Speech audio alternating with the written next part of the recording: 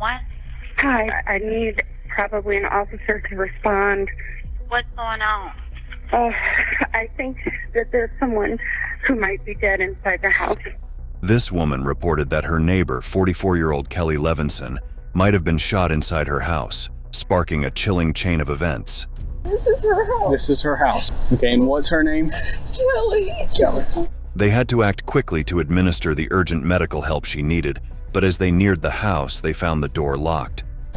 Deputy Brown, who used to work for the There's a dog in there. Yep, she's right there. Sorry again, man. After forcing the door open, the officers cautiously stepped inside with their guns drawn, not knowing what to expect. They methodically searched every corner of the house for any hidden threat. But soon they realized that the only person inside was Kelly. On the living room floor, they discovered a motionless body, face down with blood pooling around her head. They found that Kelly was dressed, and there were no visible signs of assault. She had head injuries, and it appeared that she had already died by the time they arrived. But the evidence they found was enough to reveal the chilling story of a brutal murder. Just taking a look at the crime scene and the way the body was positioned, the body was lying on her stomach, hands underneath her body. You could see a blood spatter on the wall, where if she was standing, where her head would have been in that area. Down the hallway from her, you could see a spent shell casing, a .45 caliber plus P Winchester brand shell casing, lying in the threshold of the bathroom. We knew initially that this was no way a self-inflicted injury, based on the position of the shell casing, based on the position of the injury, which appeared to be to the back of her head. But the house was in complete disarray, with items and clothes scattered around that suggested a potential struggle. Based on the evidence, they suspected it could be a case of a robbery gone wrong. However, as the search continued, they found more evidence. As they proceeded through the house processing the crime scene, the investigators discovered a bloody cell phone underneath the victim, and it was photographed and it was collected by the technicians to be analyzed later. There was also another cell phone in a bedroom that was charging. We didn't know whose that was at the time, but we never want to ignore cell phones because they can provide a wealth of information. The cell phones would later prove to be a crucial source of information in their investigation. But what they discovered next disproved their initial theory of a robbery gone wrong. They also discovered in a bedroom a bank envelope with approximately $3,000 in U.S. currency in it.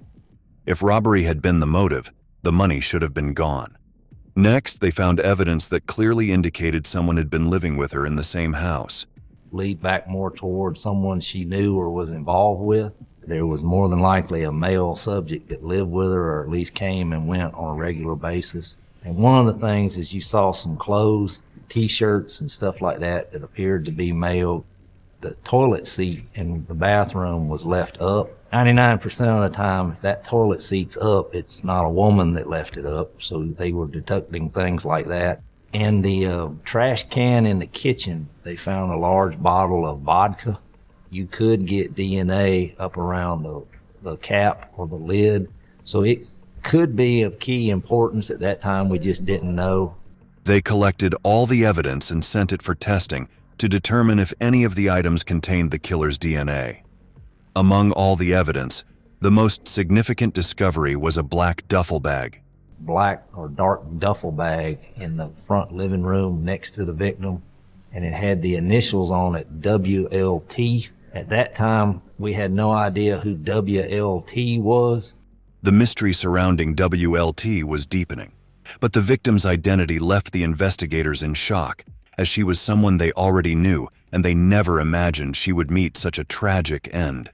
Kelly Levinson, 44-year-old local EMT worker. A lot of our officers were familiar with her. She was originally from Columbus and earned an associate's degree in criminal justice from Columbus State University. She pursued a career as an advanced emergency medical technician with Care Ambulance after completing her training. She had a close bond with her family, friends, and her dog. When her mother, Wilma Levinson, and brother Gary Levinson were informed of the tragic incident, their lives were shattered. All they wanted now was justice for Kelly.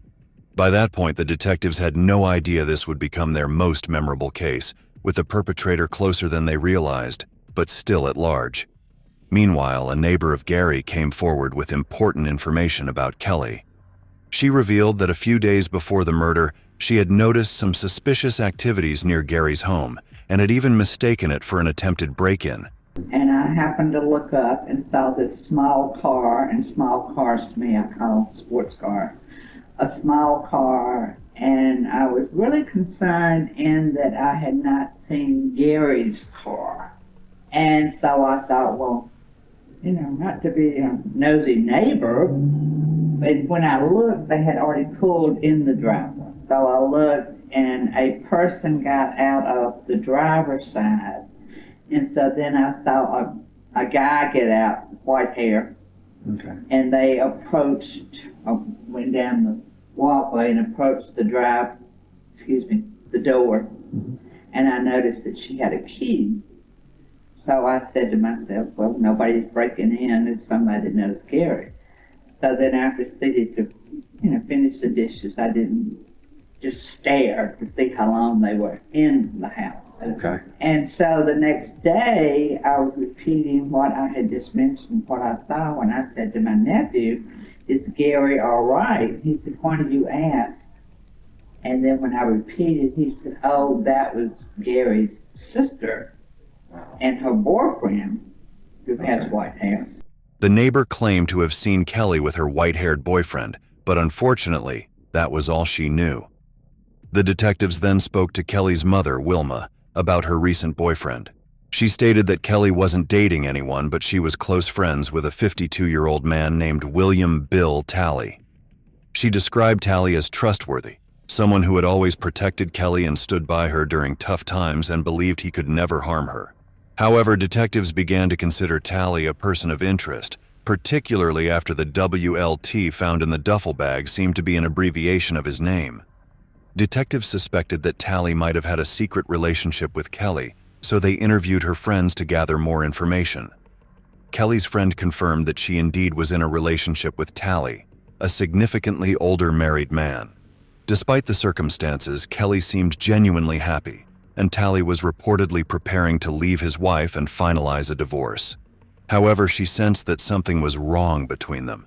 She did not give me a whole lot of detail about anything anymore. I would press her for, how's it going with that guy? What's the deal? Because I never met him, which is weird because we were pretty close. We didn't see each other as much as I would like. It's so weird because in the beginning I was happy for her, but quickly I was like, something's not talking about this. It just didn't feel right. She also addressed Talley's controlling behavior toward Kelly, emphasizing how he had been isolating her from those around her. To kind of getting to the end of it, is there anything that you recall about Kelly that? Very close. We just feel like, I don't know, was he telling her not to talk or something? I don't know. Did he have her, was he controlling her in some kind of way? Because she wasn't telling us the stuff she would normally tell us. However, she wasn't fully aware of how dangerous Talley might be, as Kelly hadn't shared everything with her. Some of the officers knew Kelly as a paramedic, but knew little about her personal life, so next they went to her workplace in search of any potential clues. There, they found her personal locker. Got in the lockers hoping to look for any kind of articles or letters or correspondence or clues as to who might the older man named Bill be, and to confirm the identity of that. Unfortunately, they found no evidence there, and her co-workers only knew Talley and Kelly as good friends. By this point, all the evidence pointed to Talley, but his whereabouts remained a mystery. The officers had no idea where he was, and the search for him continued. Meanwhile, reports from the crime lab and autopsy revealed crucial evidence that brought them one step closer to the killer. It was confirmed that the shell casing left on the scene was fired from a Glock pistol, a Glock 45 caliber pistol. Another thing that came in, autopsies had been completed. The medical examiner stated that Kelly was shot from behind at relatively close range, which indicated to them a person that Kelly might have been familiar with or involved with. So as they were getting information back from experts, it was shoring up their initial beliefs of what they observed at the crime scene.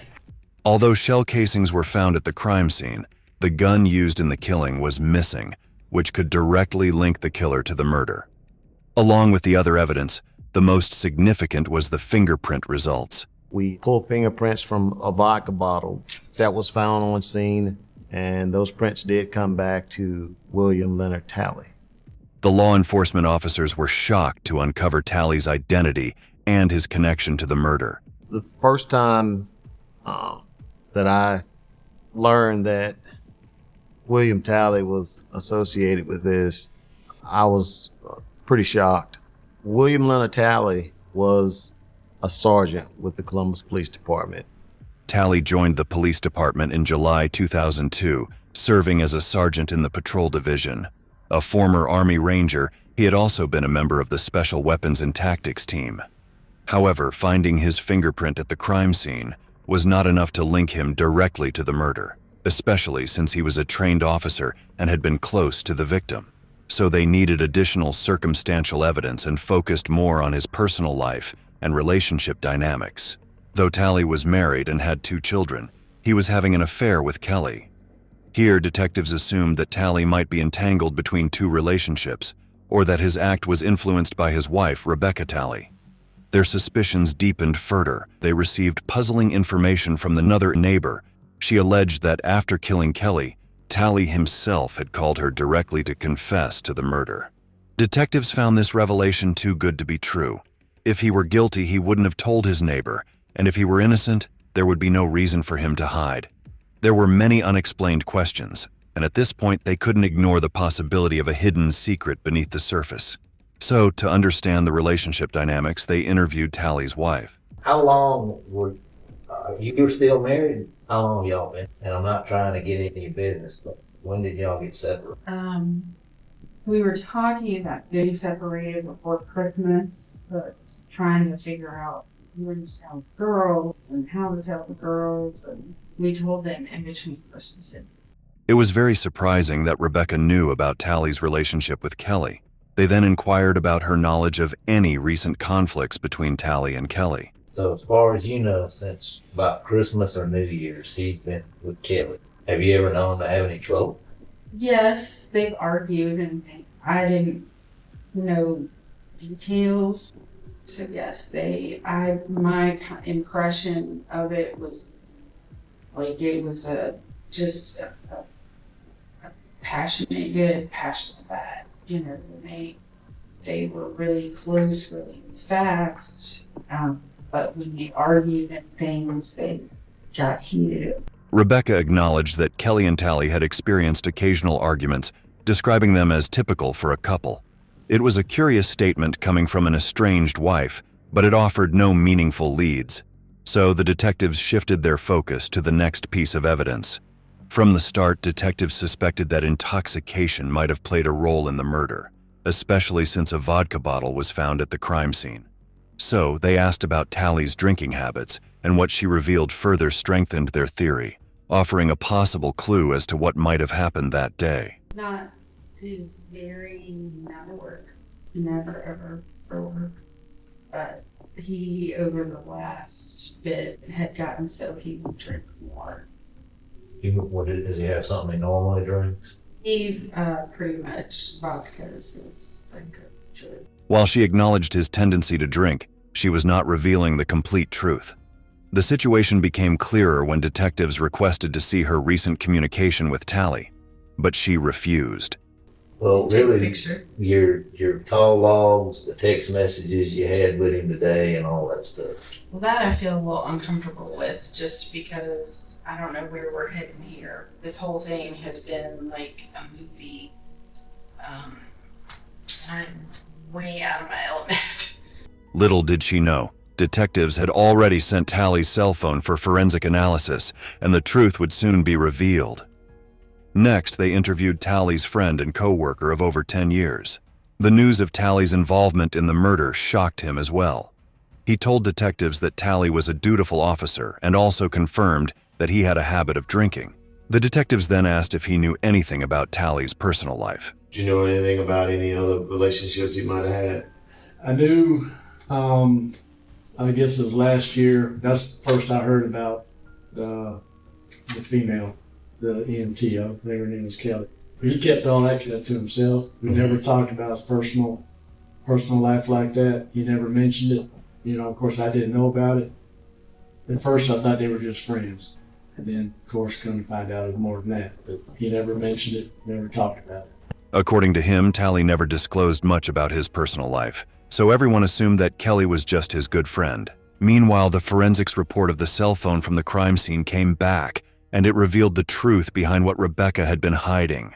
On those cell phones, there was text messages between William and his wife that were talking about drinking issues, were you able to go to work type stuff, did you get it ironed out with Kelly, which led the investigators to think, okay, this is someone Kelly was involved in, and clearly everything wasn't a bed of roses, and it became a priority to track down William Howe.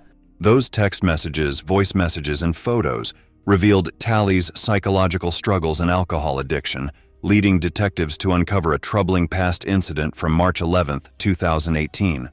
On March 11th at approximately 7:41 p.m., officers were dispatched to Kelly's residence where Tally, armed with a gun, appeared intoxicated, visibly distressed, and threatened self-harm. The police restrained him using 3 sets of handcuffs and transported him to St. Francis Hospital for treatment. Tally was suspended for 1 day following the incident and later faced another suspension for violating the department's alcohol consumption policy.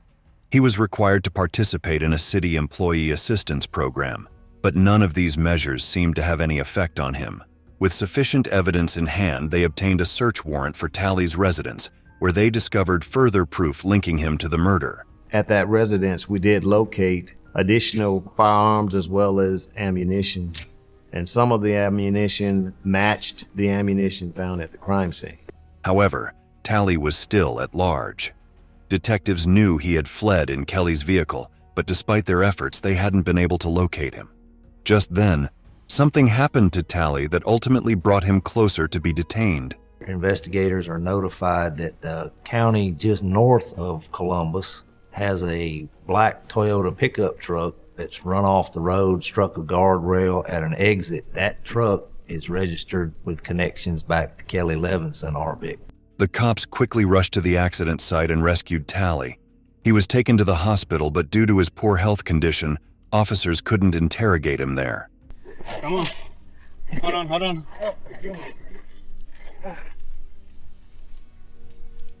Finally, he was brought to the police station to collect his DNA samples and sent for further investigation. After his DNA samples were collected, he was taken directly to the interrogation room. To assess whether he was mentally sound following the accident, the investigators began by asking a series of random questions. Did you work a week? Yeah. Do you know where you're at? Mm-hmm. Where are you at? The department. What's today, you know? May something. May something. Who's the president? Not Trump. You know how long you been in the hospital? Days. Days. Yeah. Finding his responses coherent, they proceeded to the next phase of their interrogation. Can I ask what my charges are? Yeah, right now you're charged with murder. You're charged with violation of oath of office, and you're charged Who? with Who? possession of a firearm during the commission of a crime. Who? Who? That's what we're hoping you can tell us. Maybe once we start talking about it a little bit. It wasn't Becky, was it? Who was it, Kelly? Well, Was it a cop? well, that's what we want you hoping you can tell us. But before we get to any of that part, if you feel like it, if you're able to, and you can sign this. Nobody's talking with me about things. Well, we're gonna get to that. That's what we're hoping to get to. No, I'm not talking until somebody talks to me. Okay.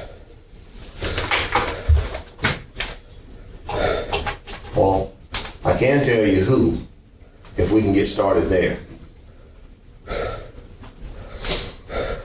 And it is Kelly.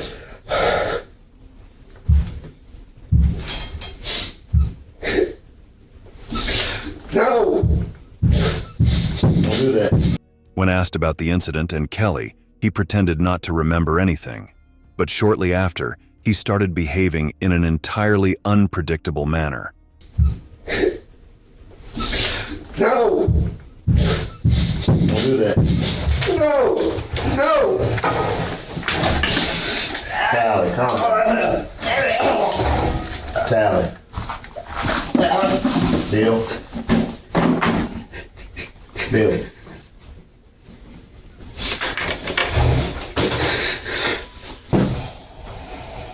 No!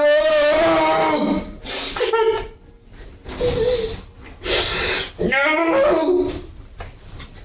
Bill. No! No! No! Bill. Can you relax for me? No! His behavior became so erratic that the authorities had to pause the interrogation to calm him down. Here, let me get you some napkins. Bill. Bill, no. Stop, Bill. Relax. Bill, stop. Relax. I'm not here to judge, man. Just stop. Just stop. Here, you want some water? I think you need to have a sip of water. Relax. Stop.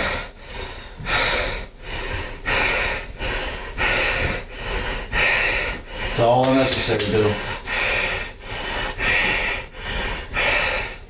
If you don't want to talk to us, that's fine, but let's not do this, okay? Okay? Just let's not do this, okay?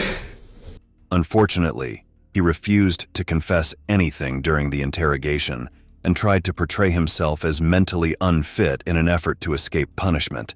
Disappointing to have him not speak to me, and we discontinued the interview. Take me back to jail. Take you back to jail. Take me back to jail. As a result, his version of events remained unknown. We never got those answers. Guess we'll never know unless Bill Talley decides to finally tell people what happened that night. Meanwhile, when they searched the vehicle he had used to flee, they discovered some crucial evidence.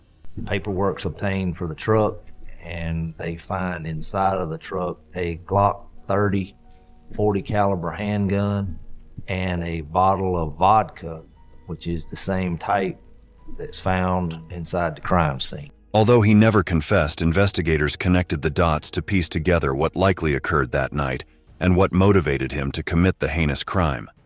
Kelly, Talley, and his wife Rebecca shared a complicated relationship. Rebecca knew about the affair between Talley and Kelly, but continued to support him, hoping Kelly could help him. She even claimed to be grateful that Kelly came into their lives when Talley was at his lowest, offering care and support. Talley was going through a personal crisis that posed a risk to both himself and those close to him. His situation worsened as he began consuming excessive alcohol, which eventually became a habit. He was depressed and struggling with thoughts. Due to sleep deprivation, Talley started taking sleeping medication. However, he wasn't following his treatment plan or taking his medications regularly, which worsened his mental health and made him more violent. His morning shift duties, coupled with the sleep deprivation, took a heavy toll on him. To find happiness, he moved in with Kelly at her house. On May 11th, 2019, while intoxicated, he might have argued with Kelly, and in a fit of rage, he grabbed his gun and shot her in the head. Since no evidence of a premeditated murder was found, it was considered an impulsive act. With overwhelming evidence against him, Talley was charged with felony murder, aggravated assault, and using a firearm to commit a crime. He was eventually arrested and taken to the Muskogee County Jail, where he was placed in relative isolation on watch. At the court hearing on November 1st, 2019, a $1 million bond was granted for his release from jail. During the trial, Talley pleaded guilty, but stated that he couldn't remember pulling the trigger. He also added that no amount of regret could undo his actions. Talley clarified that he wasn't trying to blame alcohol for the crime, while his wife, Rebecca, insisted that the shooting was an accident. His lawyer argued that due to his mental illness, Talley was unaware of his actions. If jailed, Tally would not receive adequate treatment, which would potentially worsen his mental health. However, all the evidence presented in court rejected his claims of mental illness and confirmed his involvement in the murder. On September 28, 2020, following 90 minutes of heartfelt testimony from the families and friends of both Tally and Kelly, the court found Tally guilty. He was sentenced to life in prison with the possibility of parole after 30 years. Investigators were satisfied that they had successfully convicted him and restored the community's trust. We're pretty pleased with the outcome that, to know that we were able to bring this case to a successful conclusion, that William Tally will be in prison for the next 30 years at least, to restore this community's trust in law enforcement. When something like that happens, you have a law enforcement officer that's found himself on the wrong side of the law and done something so heinous, violated the oath that he swore to serve. The public can lose faith, trust in law enforcement. Justice was finally served for Kelly and her loved ones, but the loss was profound. He's off the streets. He can no longer harm anyone else. Regardless of those years, none of that is going to bring Kelly back. Domestic violence is a real thing, but when someone's life is taken, it's too late. Her family and friends would never forget what a beloved and cherished person she was. She was crazy. She was the best. She was one of those people that had very close relationships, but they were deep. She loved hard. She loved with everything she had. Her co-worker, Elizabeth Allison, saw it as nothing more than an irony of fate. At the time that I met Kelly, I was working in the emergency room, and I would triage patients that they would bring in via ambulance. She was just so vivacious when she walked through the door, so full-spirited. She really cared about her patients. It is a cruel irony involved in the fact that you give your life to serve others, only for your life to be stricken and taken in such a traumatic way, because she served everyone in our community. Before we conclude, we want to extend our heartfelt condolences for Kelly Levinson and her loved ones. What are your thoughts on this case? Was Tally truly mentally disturbed, or was it all merely an act? Share your thoughts in the comment section below. We would love to hear from you. And don't forget to like, share, and subscribe for more such episodes.